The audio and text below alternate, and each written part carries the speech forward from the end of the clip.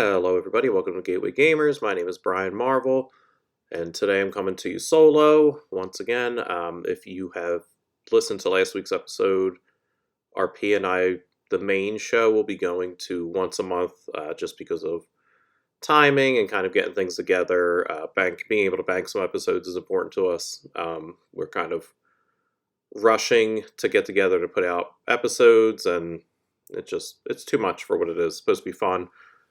So I'll hop on either bi-weekly or just when I can to kind of record an episode, bringing you news, reviews, just that kind of thing. So today I'm just going to be reviewing two quick games. The first game I'm going to talk about today is King of Tokyo Origins. We've covered King of Tokyo before, probably about 2 years ago. King of Tokyo, in my opinion, is a fantastic gateway game. It was one of my first games. It's a game that I teach people who are kind of new to the hobby. King of Tokyo is just a basic Yahtzee mechanic style game where you're just rolling dice, you control monsters, you're using those monsters to fight the other monsters, you're gaining energy to buy cards. The cards give you different abilities. So this game came out in 2011, designed by Richard Garfield.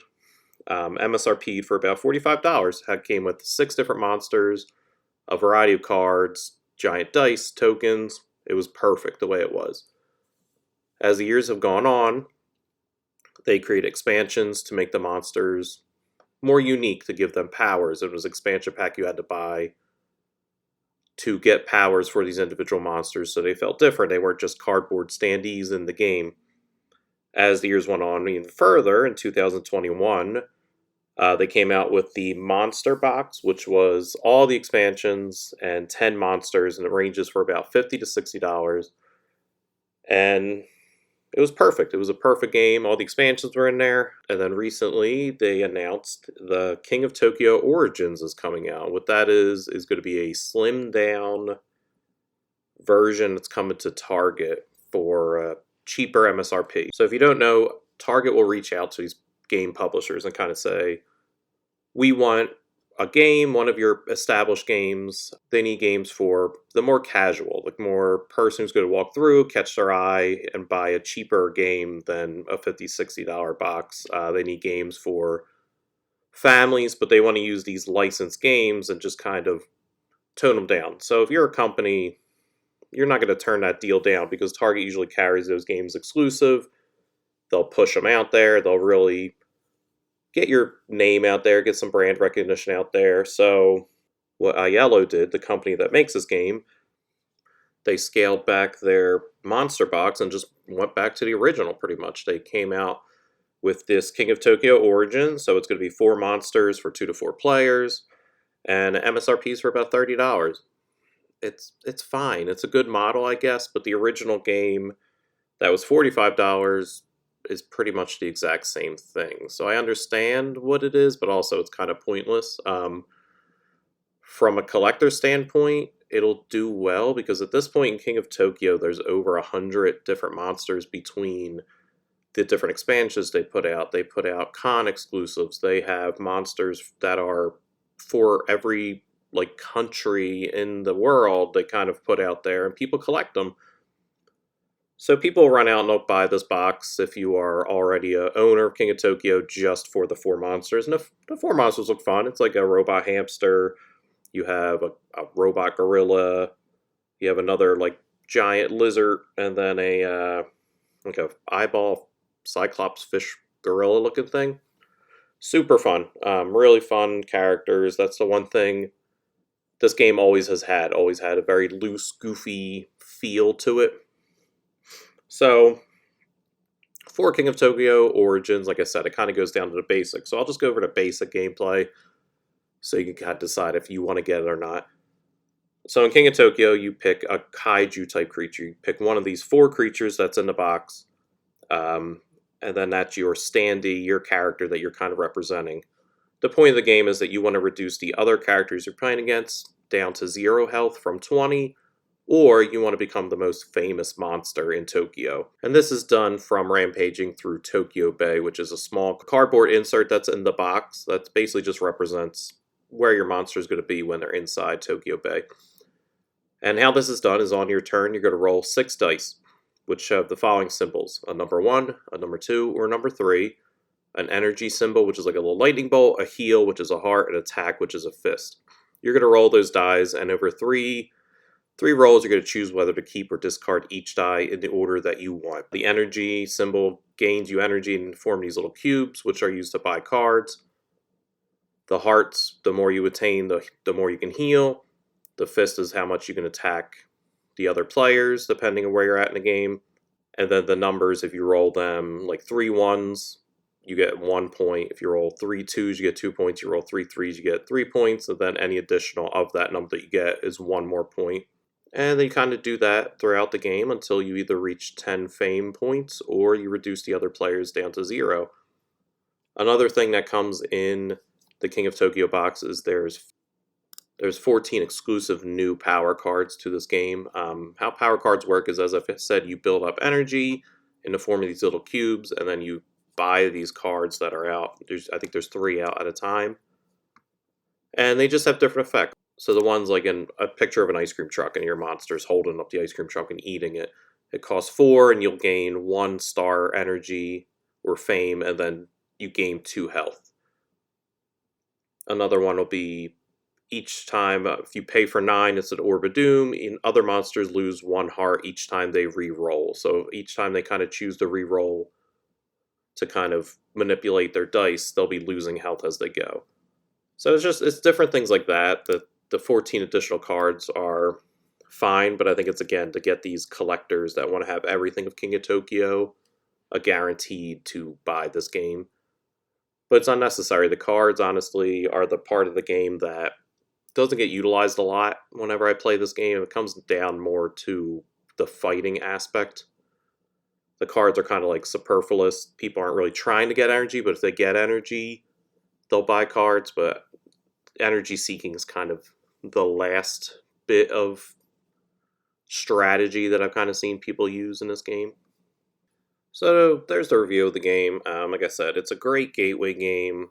I guess this Origins is fine. It's fine if you're looking for a cheap game. I think if this was $20, it would be a slam dunk. 30 still, like, I don't know. For what's in it, I don't know if $30 is really a value down from the 50 or 60 you could spend to get the monster box, which comes with a lot more.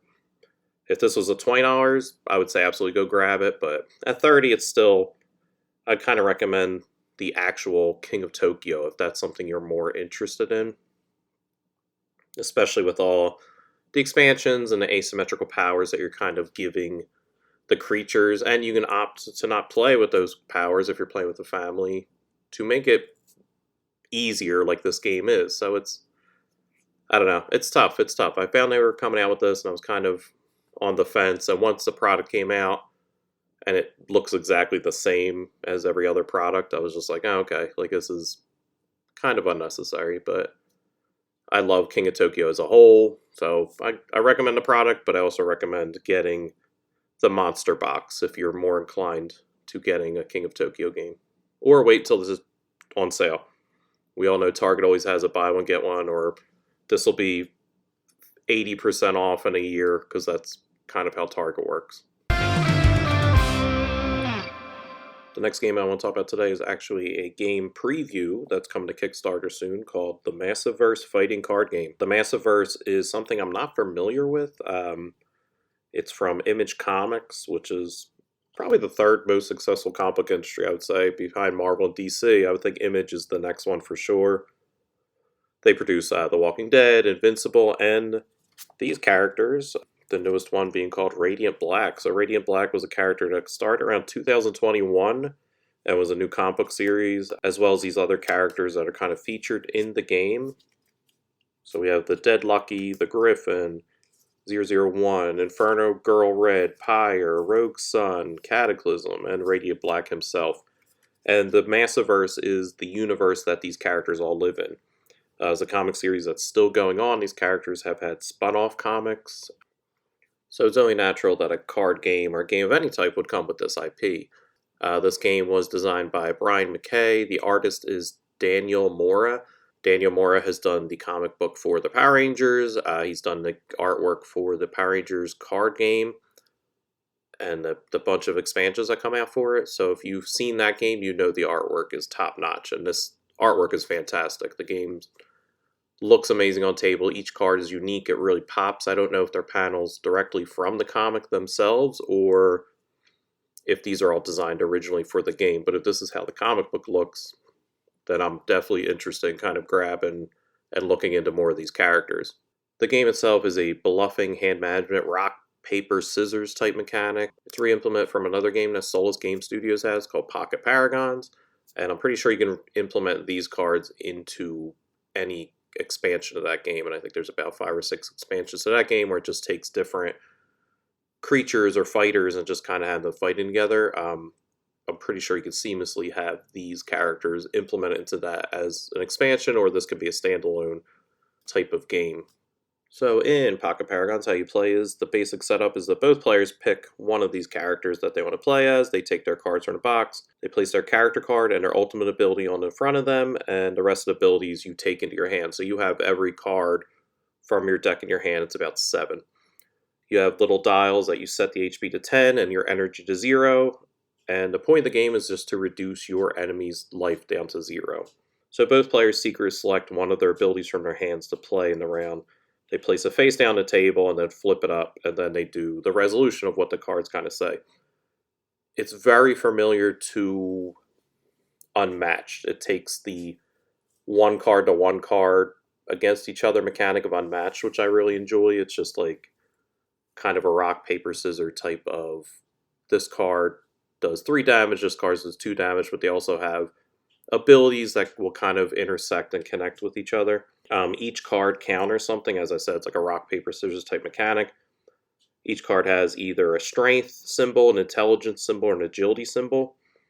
So intelligence will counter strength, strength will counter agility, agility will counter intelligence. And what that means, if you play a strength card and I play a intelligence card, it'll just kind of negate your card and put it back into your hand, and then the damage and any ability is kind of done. Now, normally, if it want to go back to your hand, it would be exhausted. So you have an exhausted pile of cards, so your hand reduces as you're kind of playing, but you can gain your cards that are exhausted back with one of the rest cards, and the rest card is a card that lets you redraw up, and it'll give you some other benefits depending on the character. So it's a really useful card. It doesn't do any damage, but it lets you redraw up. The problem with that is each deck has a weapon card. A weapon card is symbol of a red like sword being swung. If your opponent plays his weapon card when you're playing your rest card, you automatically die. I think that was a really cool mechanic that was kind of implemented to the game, where you kind of have to read your opponent. If your opponent's running low on cards, they haven't played a rest card, you know one of those 3 cards are the rest card, so you kind of want to wait. When do you want to play your weapon card that you can automatically kill them in one hit? So it's a good like bluffing game. Do you play your rest card early, or do you kind of wait until the end and try to use it? I mean, as soon as you kind of bluff and an opponent plays the weapon card, that's when you could play your rest card knowing that you're safe, but it's still the idea that your opponent has a card in their hand that can automatically kill you depending on the card that you're playing it's really tense and really interesting. So that back and forth goes until, like I said, the opponent's health reduces down to 0. There is ultimate abilities. Ultimate abilities are sitting in front of you, and they also have various things that they do depending on the character. Just more damage, they heal up, they can manipulate the person's cards, the cards that are exhausted in their deck. Just different neat abilities that you kind of gain throughout the game. Now, with that being said, these games are quick. Like, each game of that, like just one-on-one, takes about easily 3 to 5 minutes, especially once you really start learning how the game plays. So there's different modes you can kind of play to make it like a little bit longer. You can play the one-on-one standard, 1 Paragon each.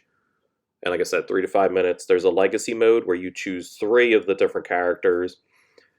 And when one of your characters is defeated, one of the defeated cards goes into your next character, which I thought was really interesting.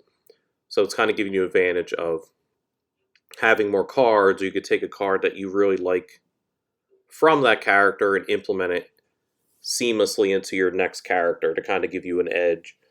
You can play conquest mode, which is just you play with the basic three characters, and whoever wins the most of those three is the winner. Like I said, this game is coming to Kickstarter on February 27th.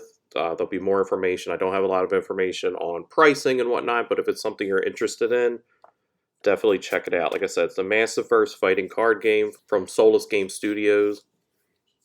If you're interested in these characters, if you're interested in Pocket Paragons, or you're just looking for a really quick and easy two-player head-to-head game that isn't a TCG or anything too in-depth, everything you need is in this box.